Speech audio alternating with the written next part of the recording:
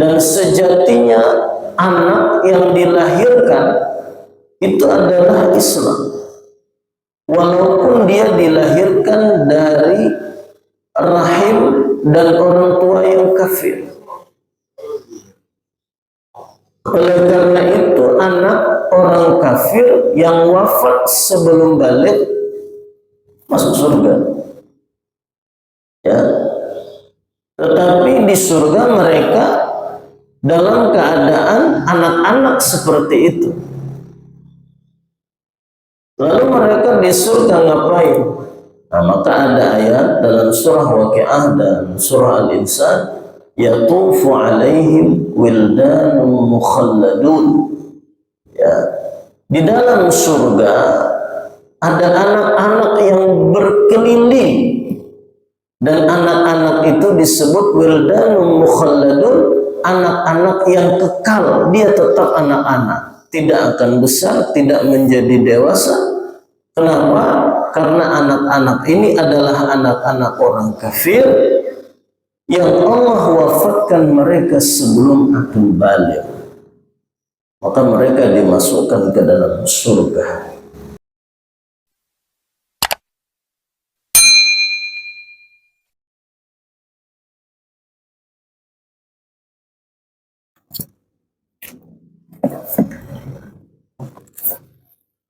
Bismillahirrahmanirrahim. Assalamualaikum warahmatullahi wabarakatuh. Bismillah, alhamdulillah, wassalatu wassalamu ala rasulillah wa ala alihi wa sahbihi wa mawalah. Rabbi shrah li sadri wa yassir li amri wahlul 'uqdatam min lisani yafqahu qawli. Subhanaka la ilma lana illa ma 'allamtana innaka antal 'alimul hakim. Wa la hawla wa la quwwata illa billahil 'aliyyil 'azim. Amma ba'd, yang saya muliakan para ulama dan guru dan ustaz, ketua serta pengurus masjid Sepakat Irsyadun Nas, bapak-bapak, ibu-ibu jamaah sholat subuh yang insyaallah dirahmati dan diberkahi oleh Allah. Alhamdulillah, pada subuh yang barokah ini Allah izinkan kita untuk melaksanakan kewajiban kita sebagai hamba Allah. Dan pada subuh ini pula Allah berikan kesempatan kita untuk mengaji dan mengkaji ayat-ayat Allah. Dan subuh ini kita akan membahas surah Al-Hujurat ayat 6 dan seterusnya. Allah Subhanahu wa ta'ala berfirman, A'udzu billahi minasy syaithanir rajim. Bismillahirrahmanirrahim. Ya ayyuhalladzina amanu in ja'akum fasiqun binaba'in fatabayyanu an tusibu qawman bijahalatin fatusbihu ala ma fa'altum nadimin. Jadi pada ayat ini Allah Subhanahu wa ta'ala memanggil dengan kalimat ya ayyuhalladzina amanu. Maknanya ayat ini biasanya turun di Madinah karena diawali dengan kalimat ya ayyuhalladzina amanu, wahai orang-orang yang beriman. Karena penduduk Madinah itu adalah orang-orang yang sudah melewati pelajaran tauhid. Tauhidnya sudah dalam, tauhidnya sudah kuat, maka dipanggil dengan kalimat ya ayyuhalladzina amanu. Dan biasanya ketika ayat ini turun di Madinah, maka yang dibicarakan itu adalah sesuatu yang bersifat hukum, karena orang yang beriman, orang yang telah masuk Islam berasal dari kata aslama, artinya tunduk atau berserah diri. Maka ketika kita menyatakan keislaman kita, kalau kita mungkin yang sekarang sudah beriman ini menikmati keislaman, keimanan yang telah diwariskan oleh orang tua atau nenek moyang kita, sehingga ada yang mempertanyakan, kau sudah Islam apa belum? Islam kan pakai 2 kalimat syahadat, sementara engkau tidak berkalimat syahadat. Yang Islam itu kan bapak dan ibumu. Nah, ini pertanyaan, ya. Maka kita harus yakini kita ini sebelum kita balik atau setelah kita lahir ke dunia, walaupun kita tidak mengucapkan 2 kalimat syahadat, kita sudah Islam. Nah, maka ini menjadi pengetahuan bagi kita bahwa anak-anak itu adalah Islam. Nah, kita mewarisi keislaman, keimanan daripada orang tua kita, maka bagaimana kita tunduk terhadap peraturan dan juga apa yang diinginkan oleh Allah dalam agama Islam ini. Kita sudah terikat. Kalau kita mau bebas, silahkan kata Allah. Silahkan perbuat apa yang kamu ingin perbuat. Tetapi kita harus ingat juga, fa innaka majziyun, karena sesungguhnya engkau itu akan dibalas. Nah, kita yang diberikan Allah keimanan dan keislaman harus meyakini ada namanya yaumul jaza, ada artinya ada hari pembalasan. Nah, ini harus kita imani.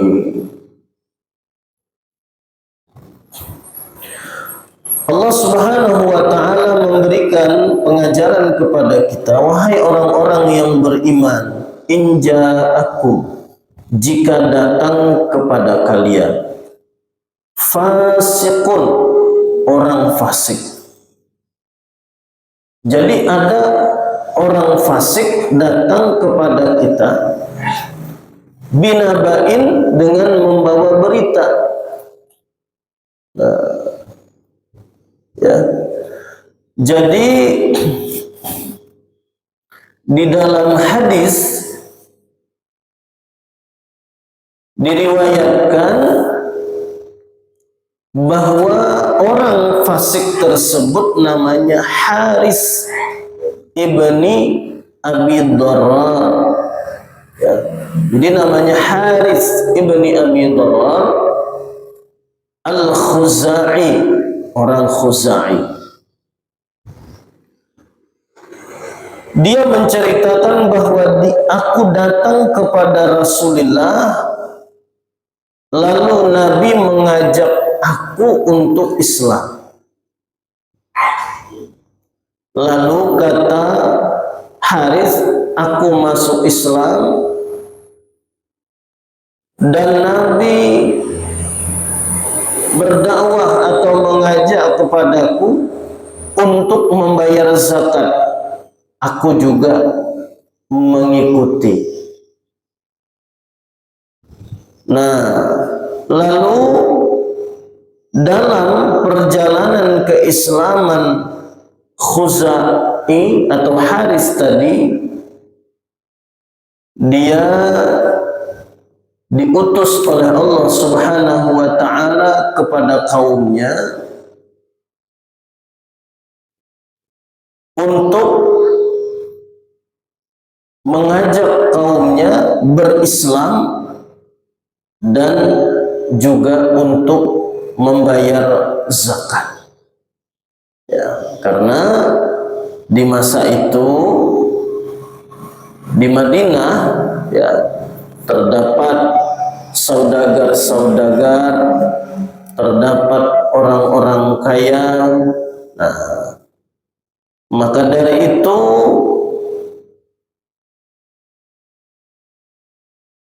ketika mereka diajak oleh Haris untuk membayar zakat, dan Haris memberitakan bahwa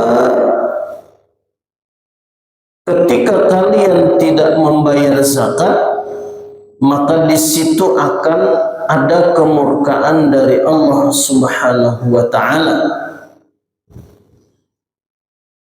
Dan Haris mengatakan bahwa saya disuruh oleh Rasulullah Sallallahu Alaihi Wasallam untuk memegang atau menggenggam zakat yang kalian bayarkan kepada yang berhak menerima zakat tersebut.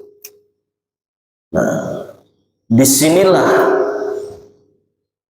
para muslimin atau orang kampung daripada Haris tadi datang kepada Nabi, lalu melaporkan apa yang telah dilakukan oleh Haris kepada Nabi. Maka turunlah ayat ini, apabila datang kepada kalian orang fasik dengan membawa satu berita, beritanya tidak jelas dan orangnya pun juga tidak jelas. Disebut fasik karena dia pernah melakukan dosa besar, ini fasik. Atau orang tersebut tidak melakukan dosa besar, tetapi sering melakukan dosa kecil. Nah, jadi hati-hati kita kalau dicap sebagai fasik. Kenapa? Karena ketika dicap sebagai fasik, maka kita tidak boleh menjadi saksi. Kalau kita menjadi saksi, maka bisa jadi tidak sah akad itu. Nah, oleh karena itu kita jaga jangan sampai jadi orang fasik. Dan ketika kita dicap sebagai orang fasik, maka yang terjadi seperti ini. Apabila datang kepada kalian orang fasik dengan membawa berita, fatabayyanu, bahasa Al-Quran tabayyun, bahasa kita klarifikasi. Tabayyun ini artinya mencari kejelasan berita. Betulkah apa yang disampaikan oleh orang tersebut? Ya, maka Allah Subhanahu wa ta'ala menyuruh kita untuk tabayyun. Jadi inti dari ayat ini adalah tabayyun. Ketika ada orang memberitakan satu berita, jangan langsung kita terima mentah-mentah. Apalagi yang menceritakan itu orang fasik. Ya, kalau orang itu orang siqah, orang yang dipercaya, nah ini 99% kita percaya. Kalau orangnya adil, atau dalam bahasa agama siqah, orang yang menjaga kewajiban-kewajiban Allah, melaksanakan ibadah kepada Allah, tidak terkenal sebagai pembohong. Nah, bila dia memberitakan satu berita, kita tidak perlu klarifikasi. Tetapi kalau yang memberitakan ini orang fasik, maka kita harus tanya dulu kepada sahibul khabar atau sahibun naba, orang yang memiliki berita tersebut. Dan inilah yang mungkin banyak terjadi dalam masyarakat atau kehidupan kita, tidak klarifikasi. Menerima berita langsung diterima. Padahal dia tahu yang memberitakan ini bukanlah orang yang bisa dipercaya. Sudah itu pula, setelah dia menerima berita dari orang fasik, disebarkannya pula berita itu. Ya, maka dalam istilah sekarang, untuk menghilangkan, mengurangi hoax, berita bohong itu diatur saring sebelum sharing. Ya, disaring dulu sebelum kita membagikan berita itu kepada orang lain. Artinya kita pikir, kita tabayun apakah berita ini benar, lalu baru kita beritakan atau beritahukan kepada orang lain. Jangan sampai berita penting ini kita terima dari orang yang tidak jelas, karena ini berita rame, langsung kita kabarkan kepada orang lain. Ya. Baik itu dengan ucapan, sekarang dalam media sosial, Facebook, WA dan sebagainya, kita menyebarkan satu berita dan itu kita tidak tahu kebenarannya. Kenapa demikian? Harus kita tabayun, jelas bahwa ini berita benar. Kata Allah, antusibu qauman bijahalah. Sebabnya bahwa kalian akan menimpakan satu kaum dengan kebodohan. Ketika kita menyebarkan berita yang tidak benar karena disampaikan oleh orang fasik, tersebar berita itu, maka berarti kita sudah menyebarkan satu kebodohan, menyebarkan berita yang salah. Dan di situ kita akan mendapatkan, mohon maaf, bagian daripada dosa. Kalau yang kita beritakan itu benar dan itu menyangkut aib orang lain, menjadi riba. Kalau menyangkut orang lain dan berita itu tidak benar, itu namanya fitnah. Fitnah dalam bahasa Indonesia menyebarkan atau mengatakan berita bohong, menuduh sesuatu yang tidak benar kepada orang lain. Walaupun bukan kita yang menuduh asal, tetapi ketika kita menyebarkan berita itu, ternyata itu tidak benar, berarti kita juga ikut memfitnah atau menuduh yang tidak benar kepada orang tersebut. Maka kita hati-hati. Kenapa? Karena kita kembalikan kepada Islam dan iman tadi. Bila kita melakukan itu, tentunya dapat dosa. Bila menyangkut hak orang lain, hak anak Adam, kita memfitnah, menghibah orang lain, maka amal ibadah yang kita buat berpahala, pahala itu akan diberikan kepada orang yang kita sebut aibnya. Kalau itu benar, kalau kita fitnah, pahala kita diberikan kepada orang tersebut. Maka rugi. Rugi kenapa? Kita beramal tetapi kita mengatakan sesuatu keburukan kepada orang lain, sudah itu kita memfitnah orang lain, maka kita pun merugi. Seharusnya kita banyak pahala, tetapi karena berbuat seperti itu tadi, pahala kita tentu berkurang.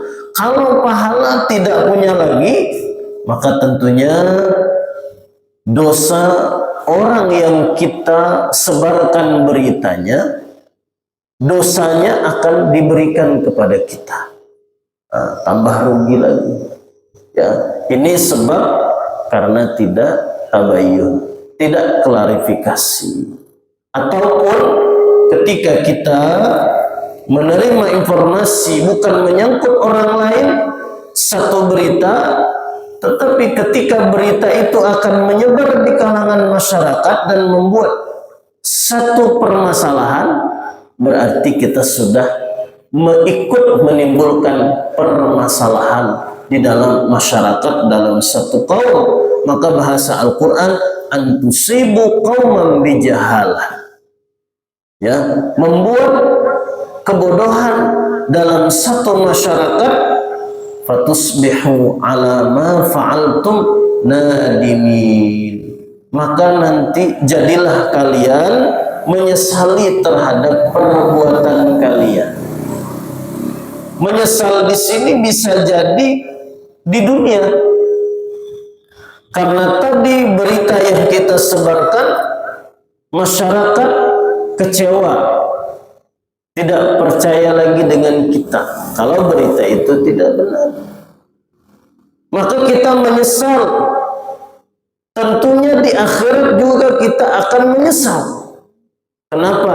Karena tentunya sudah mengatakan atau memberitakan, menyebarkan sesuatu yang tidak benar, sesuatu yang tidak bermanfaat, sesuatu yang mungkin membuat orang bodoh, berita yang mungkin membuat orang jauh dari Allah. Karena satu kalimat dari apa yang kita sebarkan dan itu diamalkan oleh satu masyarakat, bila perbuatannya jahat, kita pun akan mendapatkan dosa. Karena dalam hadis dikatakan, man kana syarikan ala maksiatin, man a'ana ala maksiatin kana syarikan lahu fiha. Barang siapa yang menolong orang lain untuk melakukan perbuatan maksiat, maka dia adalah sekutu atau bersama-sama di dalam kemaksiatan tersebut. Artinya satu kalimat yang kita sebarkan, ternyata di situ orang berbuat maksiat, berbuat jahat, maka kita pun akan mendapat dosa dan itu berujung kepada penyesalan. Maka kata Allah dalam Al-Quran, fatusbihu ala ma fa'altum nadimin.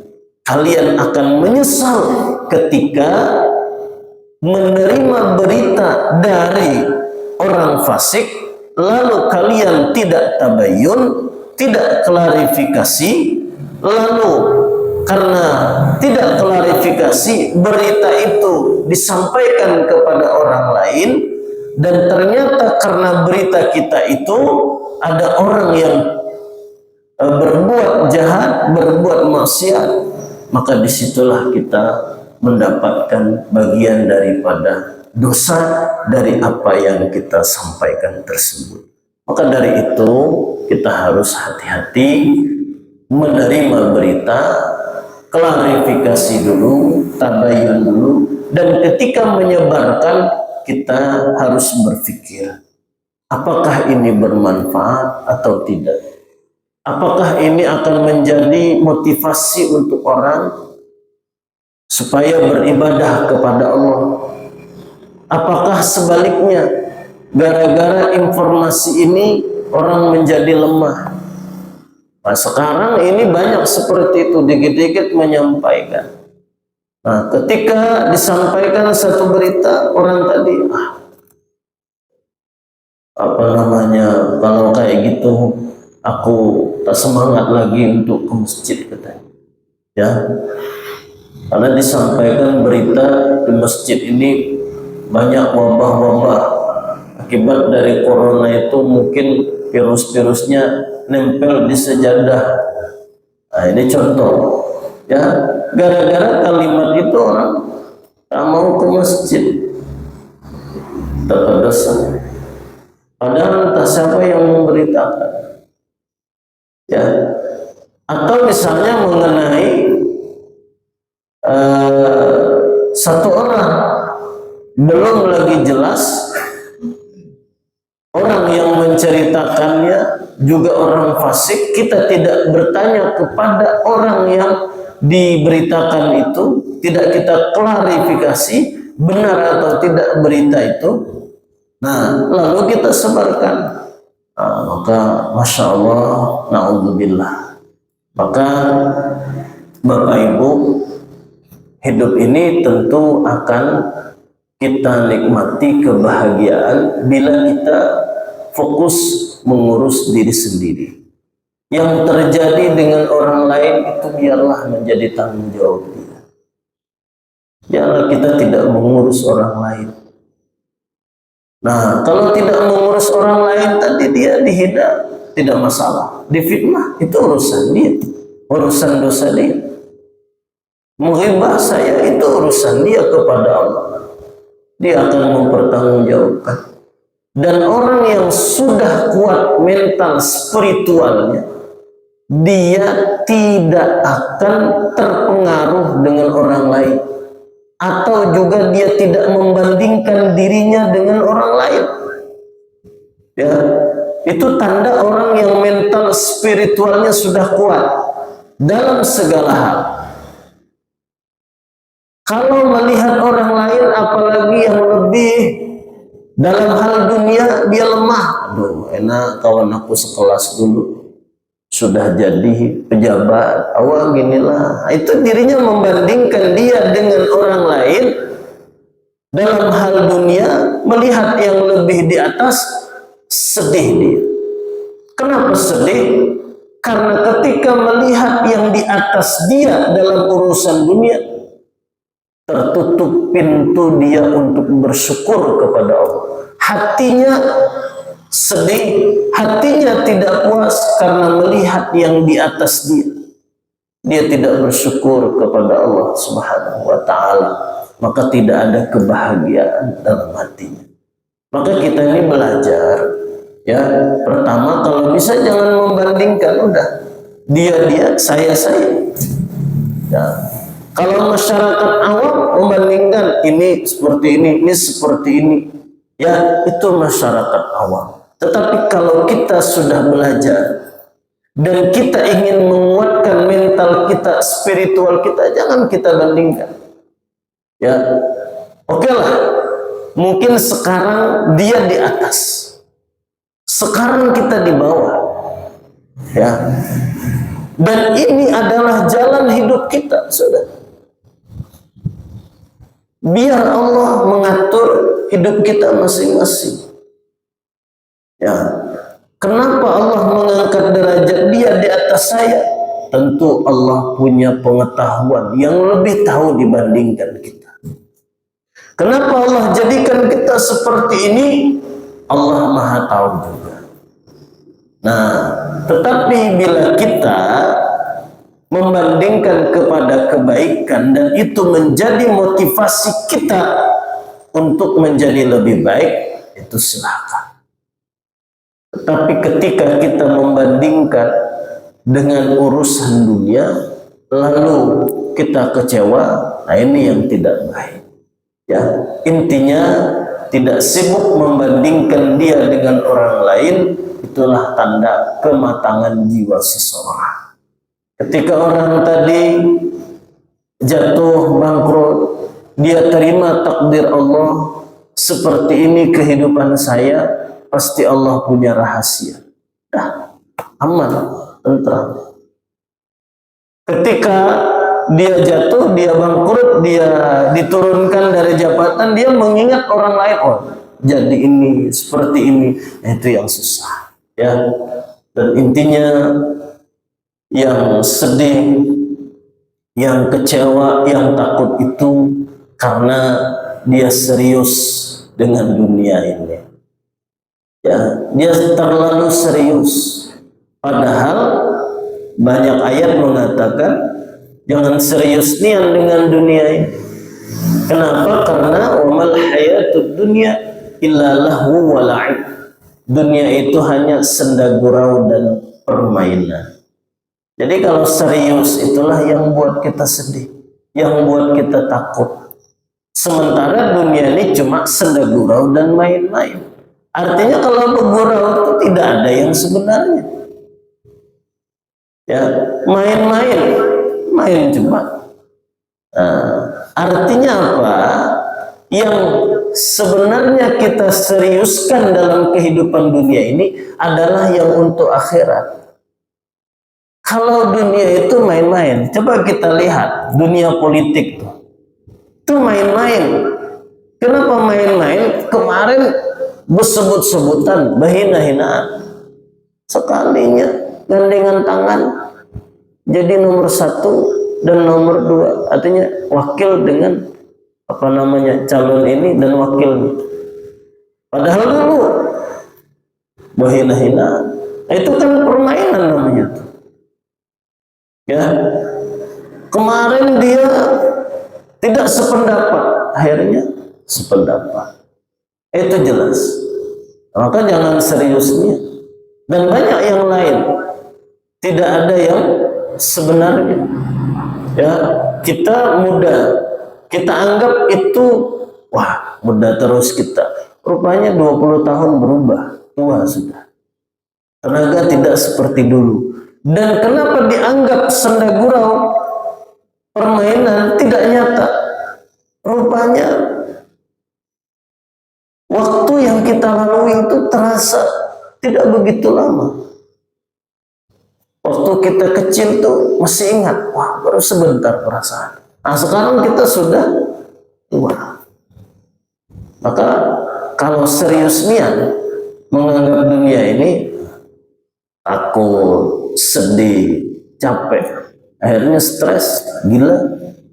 Ya, jadi orang yang stres, yang gila itu terlalu serius dengan permasalahan dunia. Yang harus kita serius itu adalah akhirat. Serius untuk salat fardu, salat berjamaah. Serius untuk ibadah, serius untuk mengingat Allah, berzikir. Kalau dunia ini kenapa tidak perlu kita seriuskan? Karena kan ya tadi senda gurau, permainan. Ada yang orang yang berusaha banyak tetapi dikasih Allah duit sedikit. Ya. Kalau hitung-hitungan kan seharusnya rumah yang paling mantap itu tukang. Tapi setelah kita lihat tukang rumahnya bolong-bolong dindingnya. Ya, ini dunia nih. Kalau seharusnya yang orang tuanya guru tuh anaknya pintar-pintar semua, tapi anaknya tidak semuanya pintar. Kan ini sesuatu yang tidak nyata, permainan atau senda gurau.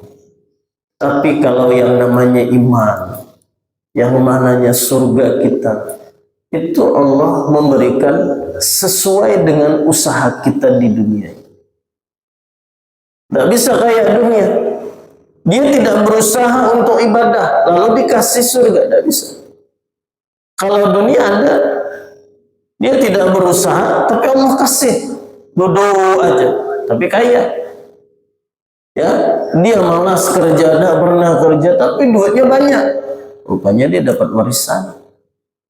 Nah, itu dunia. Atau dia usahanya sedikit, tinggal diklik di HP, tembaknya togel, menang dia 5 miliar.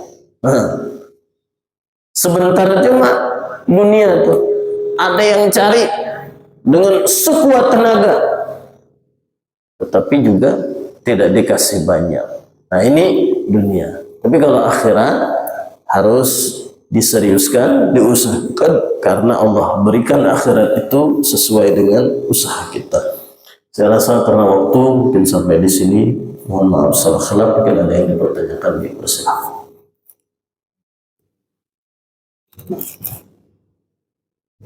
Kalau tidak ada, sekali lagi saya mohon maaf, mudah-mudahan kita bisa istiqomah. Assalamualaikum warahmatullahi wabarakatuh.